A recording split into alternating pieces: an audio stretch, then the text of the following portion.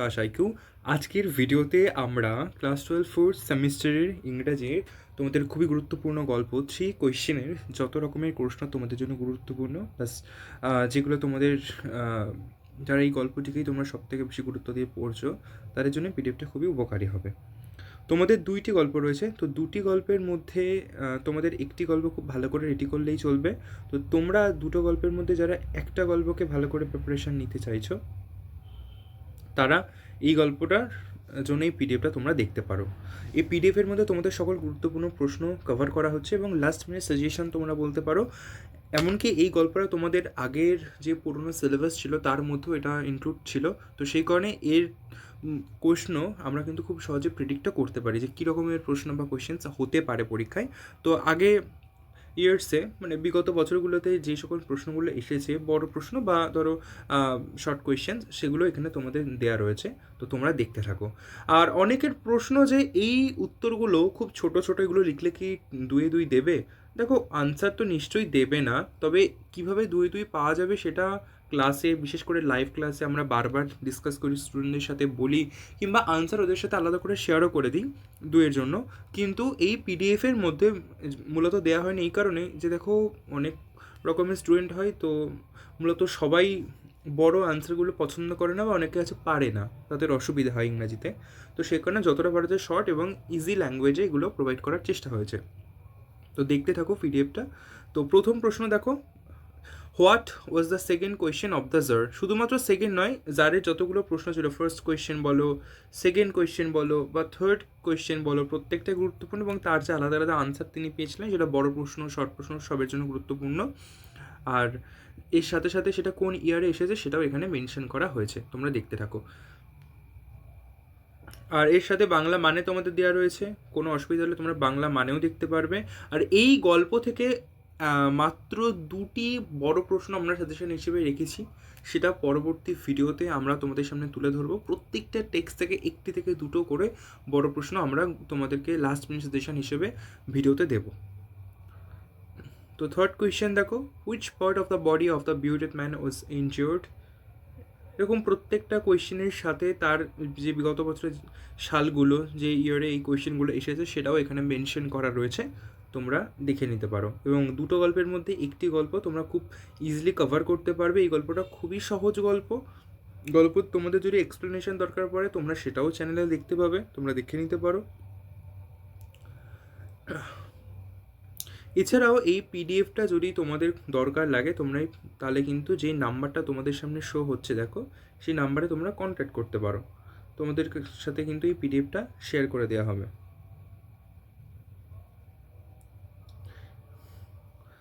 বিকাশ IQ helpline নাম্বারে তোমরা call করতে পারো, কল অথবা হোয়াটসঅ্যাপ, তোমরা হোয়াটসঅ্যাপে মেসেজ করতে পারো, তাহলে তোমাদের সাথে কিন্তু পিডিএফটা শেয়ার করা হবে। আর তোমরা লাইভ ক্লাস বা লাস্ট মিনিট সাজেশন বা যে কোনো সাবজেক্টের জন্য তোমরা যদি নোটস চাও সেটাও তোমরা এখান থেকে পেয়ে যাবে। তো দেখো পরবর্তী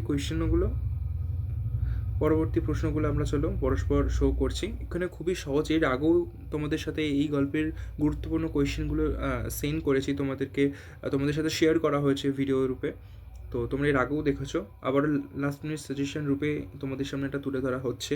তোমাদের সামনেই এক্সাম এবং অনেকেই আছে এই গল্পটা তারা গুরুত্ব সহকারে দেখবে, তো দেখতে থাকো। What did the tsar proclaim throughout his kingdom. Tsar তার রাজ্য জুড়ে কী প্রচার করেছিলেন।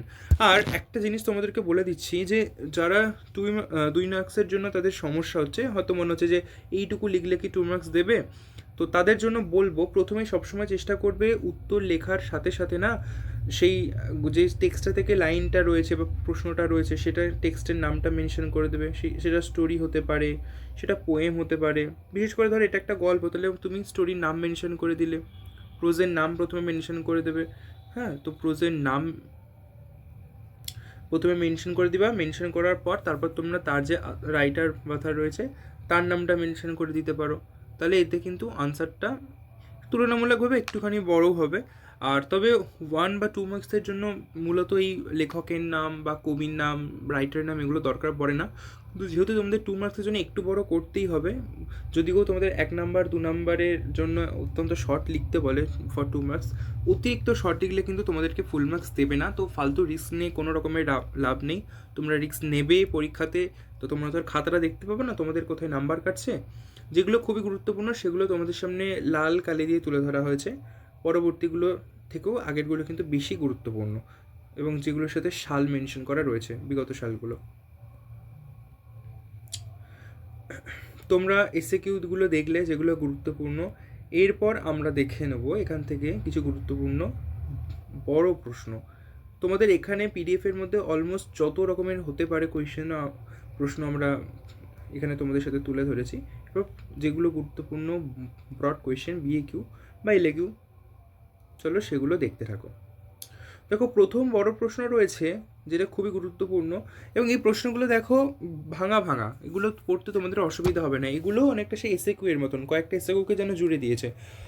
প্রথম প্রশ্ন কি রয়েছে না, প্রথম প্রশ্ন রয়েছে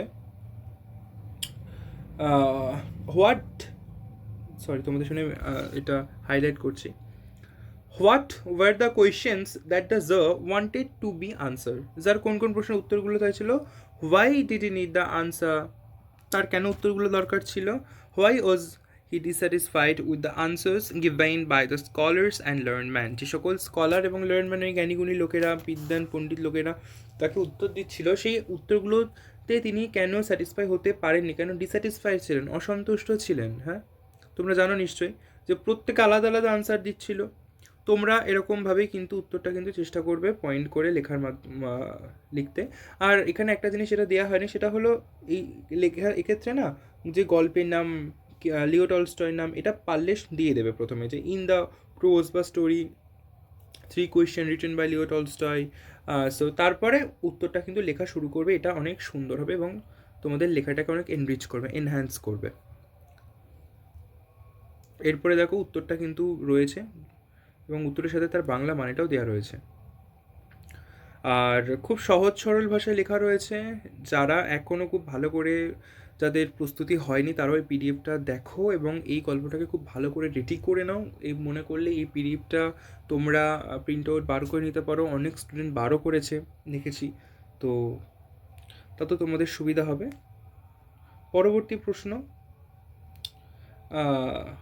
what are the questions that had ochre to the sir, মানে আগেরটার মতন অলমোস্ট প্রায় সেম প্রশ্নই হবে, তো সে কারণে এটার উত্তর দেওয়া হয়নি। বলা হচ্ছে যে 1 নম্বর উত্তরটা দেখো।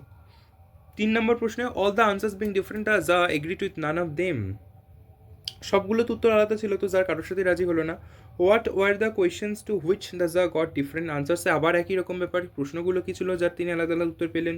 হুম ডিড দ্য যা decide to consult when he was not satisfied, তিনি যখন স্যাটিসফাই হলেন না, ডিস্যাটিসফাইড ছিলেন, তখন তিনি কার সাথে কনসাল্ট করবেন বলে ঠিক করলেন। Where did the person live, তিনি সেই লোকটা কোথায় বসবাস করতো যার সাথে তিনি ডিসাইড করলেন কনসাল্ট করবেন, এবং what was E famous for, এবং সেই লোকটা কেন ফেমাস ছিল বা কী কারণ।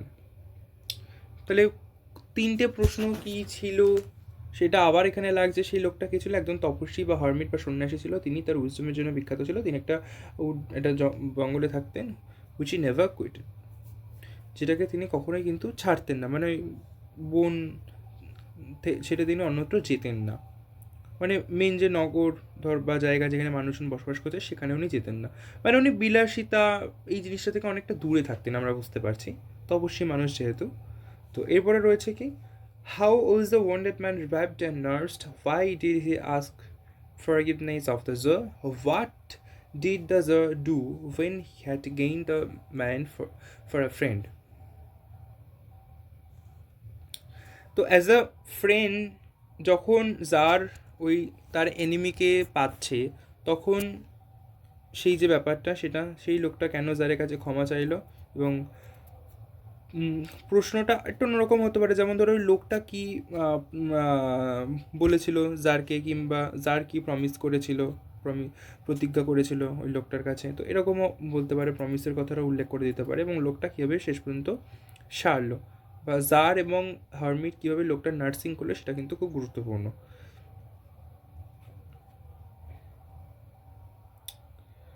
এখানে আবার সেটা রয়েছে, how did the nurse the wounded man, why did the wounded man become an enemy of the Tsar? What did the man soar and resolve to do? Why did he ask forgiveness of the Tsar? And what did he promise him? একই রকমের প্রশ্ন দেখো ইধার উধার ঘুরিয়ে রয়েছে। এখানে শুধু নতুন একটু বিষয় রয়েছে, সেটা হলো কেন ওই দাড়িওয়ালা লোকটা যারের এনিমি বা শত্রু হয়েছিল, এবার তো কী সে প্রতিজ্ঞা করেছিল করার জন্য, কেন সে ক্ষমা চেয়েছিল, এবং যার তাকে কী প্রমিস করেছিল। সরি, প্রথমে সেই লোকটি তিনি যাকে কি প্রমিস করেছিল, এবং তারপর যারও তাকে প্রমিস করে যে তার ফিজিশিয়ানকে তিনি পাঠাবেন, লোকজনকে পাঠাবেন তার জন্য, এবং তার যে সম্পত্তি তিনি বাজেয়াপ্ত করেছেন সেটাও ফিরিয়ে দেবেন। তোমাদের ইংরাজির সাথে সাথে বাংলা মানে দেওয়া রয়েছে, কোনো জায়গায় কোনো অসুবিধা হলে তোমরা কন্ট্যাক্ট করতে পারো। আর শুধুমাত্র ইংরাজি নয়, বরং যে কোনো বিষয়ের জন্য তোমাদের যদি নোট লাগে সেটা কিন্তু তোমরা এই নাম্বারে কন্ট্যাক্ট করতে পারো, তোমরা পেয়ে যাবে। এবং যারা এই নাম্বারে কন্ট্যাক্ট করছো না, কিংবা যারা এক্স্যাক্টলি লাইভ ক্লাসও আমাদের সাথে থাকছো না, অসুবিধা নেই, তারা ইউটিউবেও ভিডিওস দেখতে পারো। তোমাদের সাথে কিন্তু এরকমভাবেই বিভিন্ন সাবজেক্টে বিভিন্ন টপিকের উপর ভিডিও কিন্তু ফ্রি অফ কস্ট তোমাদের সামনে প্রোভাইড করা হবে, এবং তোমাদেরকে পিডিএফও শেয়ার করা হবে।